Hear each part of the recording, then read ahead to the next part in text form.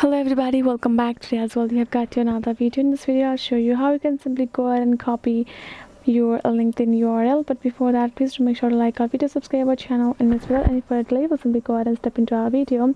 For that matter, what you would do is you will simply gonna go ahead first, access your LinkedIn app, and in this home section you can find this kind of interface over here. Afterwards, you're gonna go ahead, tap on your profile on top left corner, tap on view profile. Now once your profile is opened over here, what you're gonna do, you're gonna tap on this option given beside the add section called a three dot, and now you can find plenty of options including the share profile via message. If you tap on it, you simply will be able to share your profile link to any of there in the message section.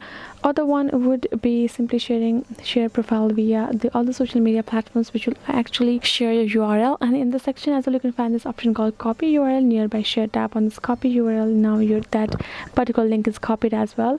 The other method would be tap on three dot again, tap on this contact info, tap on this your profile. You can see, right, you can tap on this pencil icon as well. This will simply redirect you for you to change it, edit it.